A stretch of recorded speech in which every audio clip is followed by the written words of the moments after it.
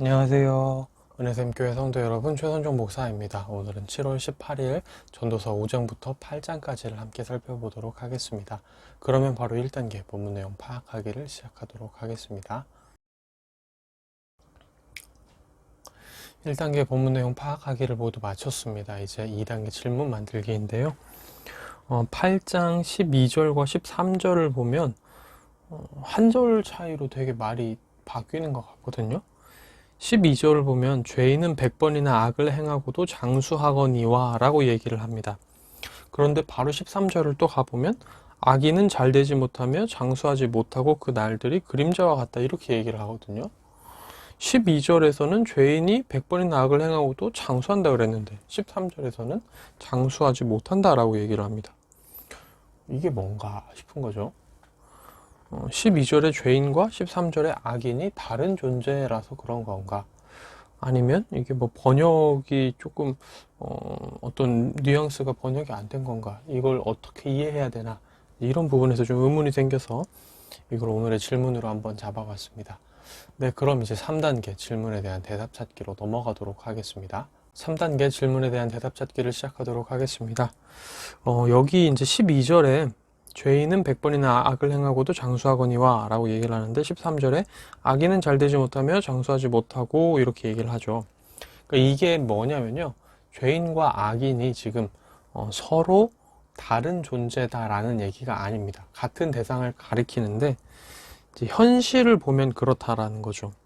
현실을 보면 11절부터 나오죠. 악한 일에 대한 징벌이 속히 실행되지 않으므로 인생들이 악을 행하는데 마음이 담대하고 죄인들은 그래서 100번이나 악을 행하는데 저 사람들이 잘 사는 현실을 보는 거죠. 그런데 이제 우리가 알기로는 13절에서는 이걸 얘기하는 겁니다. 그런데 우리가 알기로는 악인은 잘 되지 못하고 장수하지 못하고 하나님을 경외하지 않으니까 그림자처럼 돼야 되는 게 맞지 않냐 이런 얘기를 하는 겁니다. 그러면서 14절에서 이제 이렇게 이어지는 거죠. 세상에서 행해지는 헛된 일이 있나니 곧 악인들의 행위에 따라 벌을 받는 의인들도 있고 의인들의 행위에 따라 상을 받는 악인들도 있다는 것이라 내가 이르노니 이것도 헛되도다 이렇게 얘기를 하죠. 그러니까 우리가 분명히 하나님 안에서 가지고 있는 그 지식과 신앙은 분명하게도 악인은 잘 되지 못하고 장수하지 못하고 하나님을 경외하지 않으니까요. 쓰러져야 맞는데 현실을 보면 그렇지 않아 보이는 것들이 있다는 겁니다. 그리고 의인의 여기 보면은 14절에 의인들의 행위에 따라 악인들이 상을 받고 악인들이 하는 거에 따라 의인들이 벌을 받는 이런 것들을 보면서 참 세상의 어떤 일들에 대해서 우리가 다 이게 막 다 알 수 없다 이런 식으로 얘기를 하는 거죠. 이거에 대해서 이것도 우리가 함부로 다 판단할 수 없고 이것도 결국은 헛된 것이 될 수밖에 없다 이렇게 얘기를 하는 거잖아요. 그렇기 때문에 지금 여기서는 12절과 13절을 우리가 이해하는 데 있어서는 이제 이러한 논리로 생각을 하면 될 것 같습니다. 12절에 나오는 얘기는 현실을 봤을 때 우리 눈에 보이는 것들, 근데 13절은 우리가 알고 있고 믿는 것들, 이제 그런 개념들이 나오는 건데 전체적인 맥락을 우리가 살펴본다면 이런 흐름으로 이렇게 오해 없이 이해할 수 있는 부분이다라고 얘기를 해볼 수가 있겠습니다. 네, 그럼 이제 4단계 본문 묵상하기로 넘어가도록 하겠습니다. 4단계 본문 묵상하기까지 모두 마쳤습니다. 이제 마지막 5단계 적용하기인데요. 저는 오늘 질문과도 관련된 부분이었는데 8장 11절을 가장 많이 묵상을 하게 됐습니다.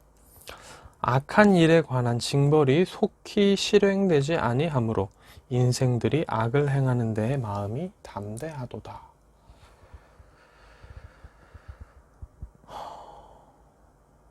맞는 말이죠. 우리가 지금 당장 작은 죄를 범한다고 해서 하늘에서 바로 벼락이 떨어지지 않고 불이 떨어지지 않죠. 우리가 다른 사람의 물건을 도둑질한다 그래서 그 즉시 우리의 손이 잘리지 않고요. 우리가 다른 사람에게 험한 말과 함부로 거짓된 말을 한다고 해서 우리 혀가 마비되지 않습니다. 우리가 다른 사람들에게 나쁜 짓을 한다고 해서 우리의 신체가 불구가 되지 않고요.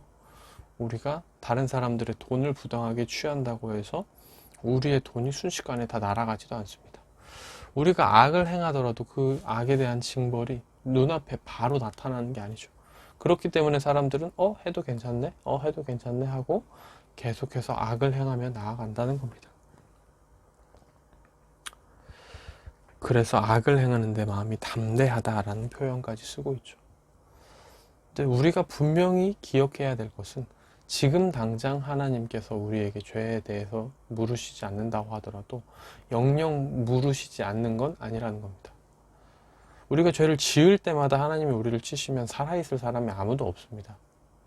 하나님은 우리가 하나님 앞에 우리의 죄를 뉘우치고 회개하고 이제는 그 죄에서 떠나기를 바라시며 기다리시고 계시는 거죠. 우리가 죄를 지을 때 그게 괜찮다고 그냥 묵인하고 계시는 게 아닙니다.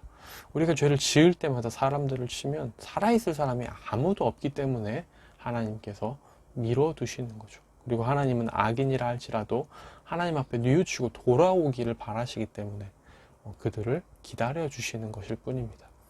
하나님은 그렇다고 악을 긍정하시는 것도 아니고 악을 괜찮다고 말하시는 것도 아니죠. 다만 우리를 사랑하시기 때문에 그렇게 행동하실 뿐입니다. 우리가 이것을 꼭 기억해야 됩니다.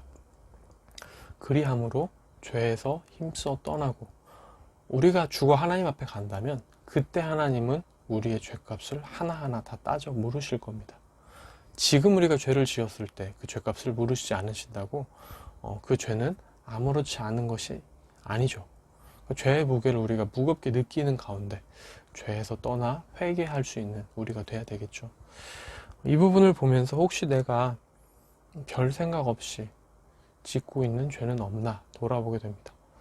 별 생각 없이 그냥 그런가 보다 하는 생각 가운데 행하고 있던 죄는 없나? 혹시 내가 하나님 보시기에 소홀히 여겼던 것은 없나? 죄인 줄 인지하지 못하고 있는 건 없나? 이런 것들을 좀 돌아보며 반성하게 되는 오늘입니다. 네, 오늘의 큐티는 여기서 마무리가 되고요. 내일 다시 뵙도록 하겠습니다. 안녕히 계세요.